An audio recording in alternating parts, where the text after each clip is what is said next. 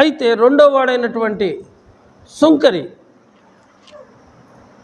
దేవాలయంలోకి రాకోకుండా దూరంగా నిలబడ్డాడంట. పాపినైనా నన్ను కరుణించమని రొమ్ము కొట్టుకొనుచు ఏడ్చాడట.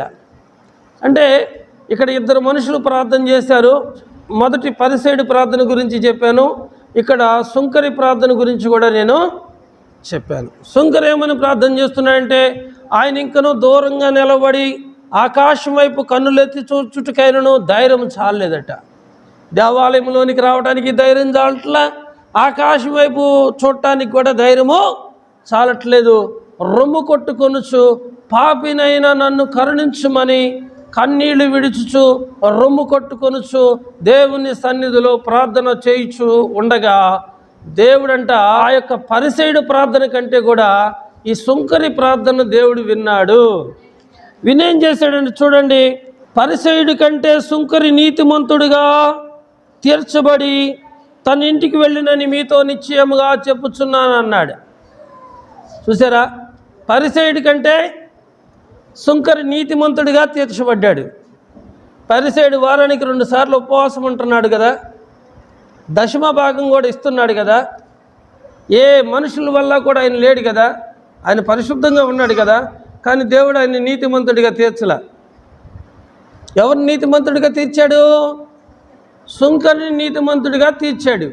ఎందుకు తీర్చాడు నీతిమంతుడి కంటే? ముందు నేను చెప్పాను, తప్పిదములు దాచువాడు వర్ధిల్లడు, ఒప్పుకొని విడిచిపెట్టిన వాడు దేవుని కనికరాన్ని పొందుతాడు. భూమి మీద మానవుడు ఏదో ఒక విధమైనటువంటి బలహీనుడే. అనేక విషయాల్లో మనం అందరము బలహీనులమే. మనం బలహీనులమని ముందు మనం గ్రహించాలి. ఇతరులు గ్రహిస్తారు, మనం కూడా గ్రహించాలి. మన లోటుపాట్ల గురించి ఇతరులు మాట్లాడారంటే మనకు ఎక్కడ లేని కోపం వస్తుంది. వచ్చిందా రాదా? వచ్చింది.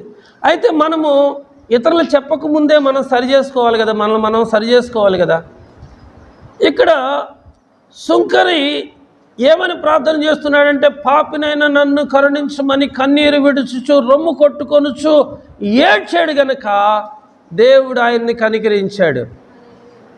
చూడండి, చాలామందికి మాకే పాటలు పాడటం బాగవచ్చు, మాకే ప్రసంగాలు చేయడం బాగవచ్చు, మాకే ప్రార్థన చేయటం వచ్చు, మేము ప్రార్థన చేస్తే అద్భుతాలు జరుగుతాయి, మేము ప్రార్థన చేస్తే సూచక క్రియలు జరుగుతాయి, నిజంగా మా ద్వారా అనేక మంది దీవించబడ్డారు, మేము ప్రార్థన చేస్తే అద్భుతాలు జరుగుతాయి అని చాలామంది చెప్తూ ఉంటారు.